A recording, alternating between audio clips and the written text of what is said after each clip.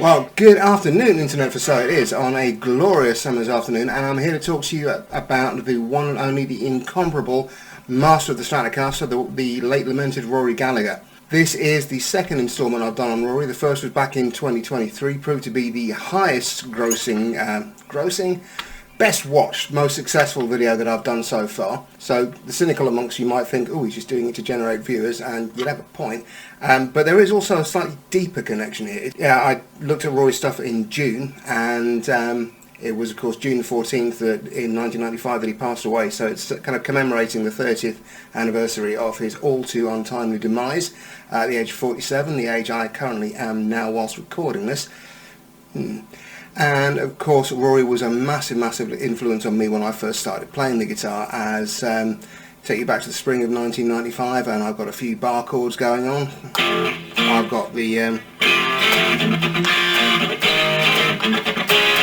got a vaguely recognisable attempt at the Live Forever solo.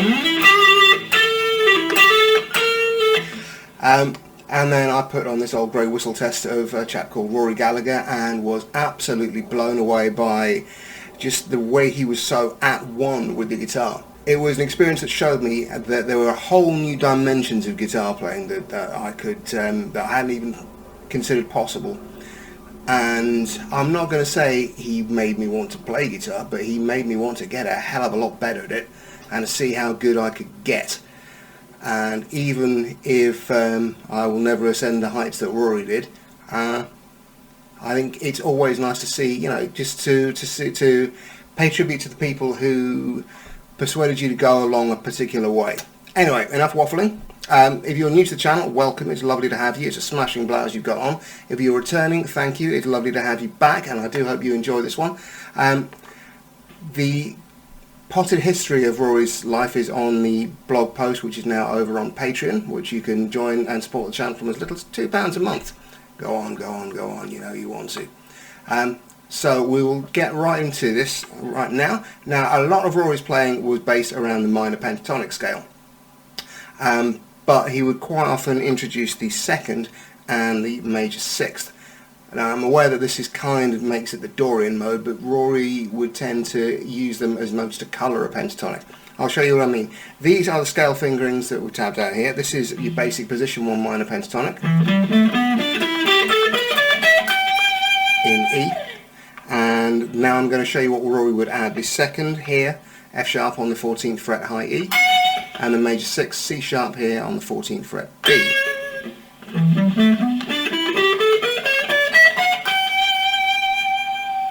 And he was also fond of doing this based off of position 4, so you can think of that as being based around the A minor shaped E minor chord.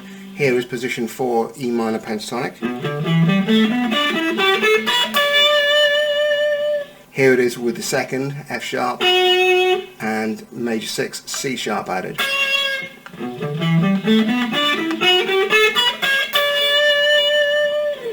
And so he would tend to use these, as I say, to colour a pentatonic more than approach it as a separate entity like the Dorian mode.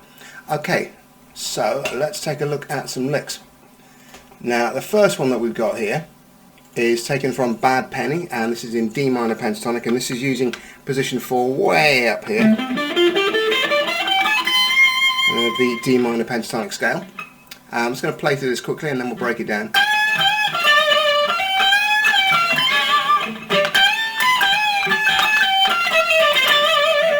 So we're focusing heavily on this bend here on the 20th fret of the B, and that is a G note being bent into an A, so 4th into 5th, falling back via the minor third onto the root note, and then bending up here on this 20th fret of the E string. That's a C bent into a D. That's your flat 7 into root with some. So both parts of the phrase resolving to a root note.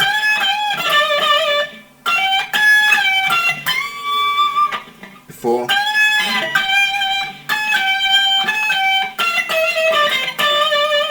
And there, so we've got a kind of fairly standard pentatonic phrase with a harmony bend here.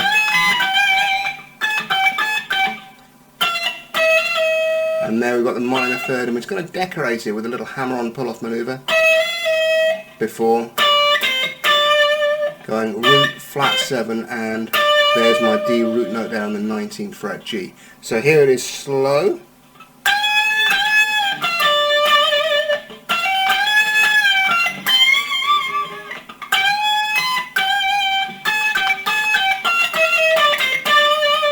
And now at more kind of a Rory speed.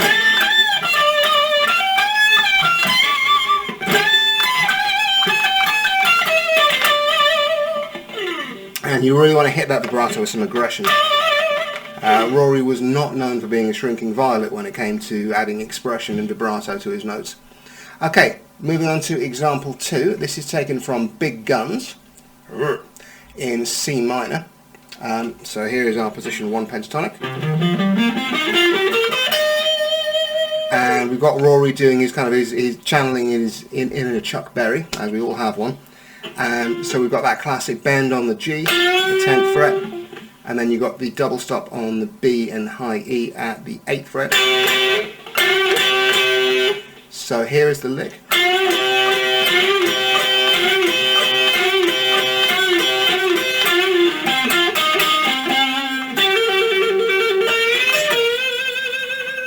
So we've got now that is played in 8th notes, so you've got like a 3-note melodic pattern against a 2-note rhythmic pattern. So 1 and 2 and 3 and 4 and 1 and 2 and, before changing that rhythm up to go 3 and 4 and.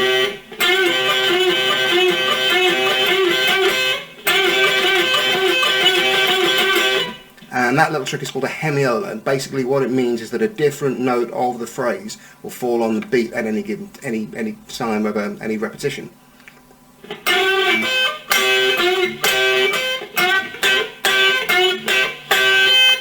And you can hear there, that's a great way of making the listener feel like there's more going on than actually is there.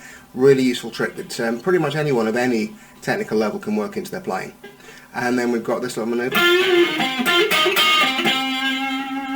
So you've got to bend and pull off. Then a little finger roll back. And then we finish the whole thing off with a trill. So it's a very fast sequence of hammer-ons and pull-offs. Bending into, that's the 11th fret on the B, bend into the, that's a B flat note, bend into the C. Match with the E flat above it, and then back to that C note.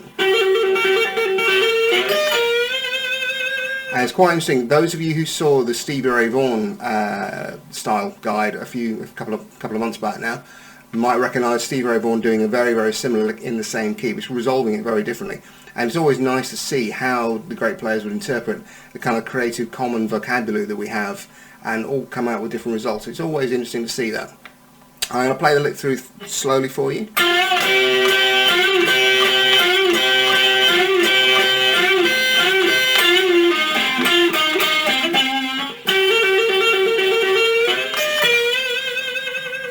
And now let's give it a bit of Rory speed.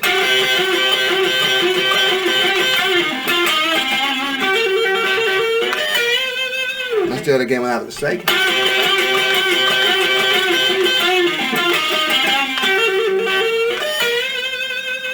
There we go. Okay, moving on then to the live version of Old Grey Whistle Test, which I started transcribing as well, getting a bit ambitious. This is taken from the first track that he performed, I Take What I Want, and this is using E minor pentatonic, but we're up in position 4 here. And what you'll notice about this most, I think, is the use of the triplets, which you can kind of see the Irish influence going in there, traditional Irish music influence going in there. We'll try and get the words out one at a time. Let me play through the licks slowly for you.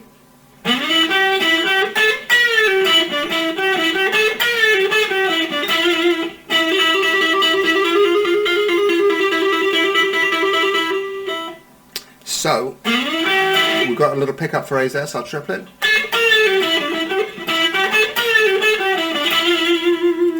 And notice we've got the pre-bends going on here. 1 and a 2 and a 3 and a 4 and a 1 and a 2 and we've got a bend and a trill going on at the same time. Now if you're looking at the tab thing, how can you bend and trill at the same time? Well, I'll show you. What you do is you reach behind the nut and you push like that. And certainly teenage me just could not fathom out what the bloody hell was going on with that. So it's nice going back to thinking, I recognise that trick. So I'm going to play that through slowly for you.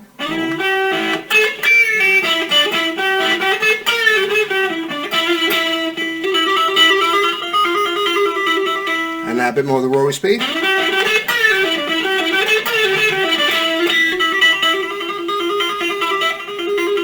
Now I will warn you, doing that behind the nut bend, that is going to take some serious calluses. It's quite painful on the pick hand. You probably won't have the calluses on it. So if necessary, maybe use 2 fingers. Now, if you've got a Floyd Rose, you're out of luck, I'm afraid. So you're going to have to just have to use your bar for that one. To be fair, you'll get the same effect anyway if you use a bar, even if you're not on a Floyd Rose. But well, Rory did it behind the nut bend, so I want to do it behind the nut bend. That's my OCD coming to the fore there.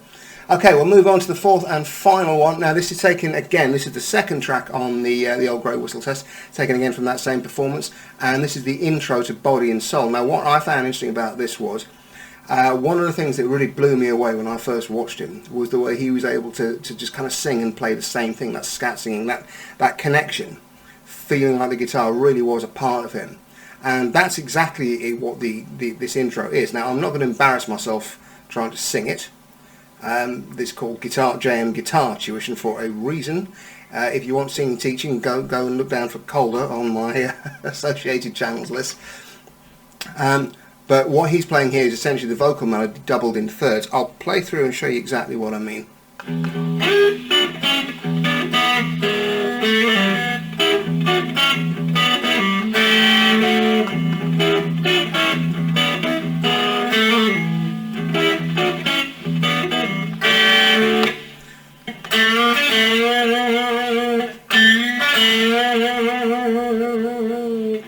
So, what I'm doing here is kicking off with the open E, and you'll notice I'm hybrid picking this one.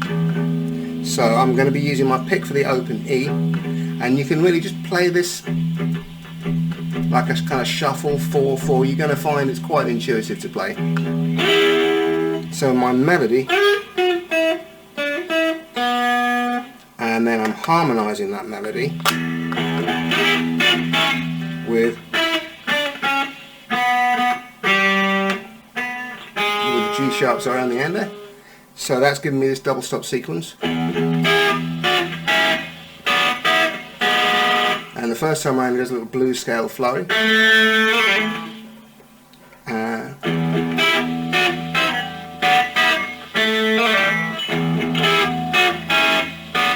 Second time we're kind of implying a G to D chord. So, and then we're finishing off with a little doubling the vocal melody with the open position E minor pentatonic. So let me play through that slowly.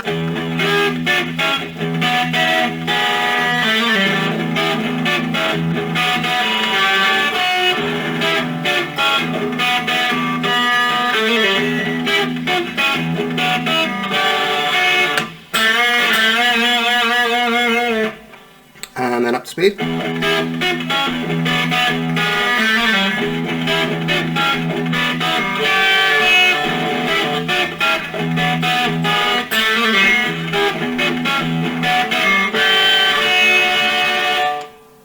And there we go. So that has dipped a toe in the style of, say, a massive influence on me, one of my absolute long-time guitar heroes, and it's lovely to go back to that and see that 30 years after I watched that old Grey Whistle test and was just floored, I come back to watch the same thing and I'm floored all over again. Even though I know what he's doing now, it still knocks me out watching him do it. So here's to you, Rory. Sadly missed. Hope you enjoyed that. Please do like, share, subscribe, the holy trinity of YouTube. If you're enjoying this and you want to support the channel, you can subscribe on Patreon, Ko-Fi and Subscribestar. So that's £2 a month. You get Discord server access, you get early access videos, you get access to the blog, and as I get more time, I'll be putting up some Patreon only videos on there as well. Meantime, before I start to waffle, I will bid you adieu and I'll see you in the next one. See you Friday for the 1 minute lick. Alright.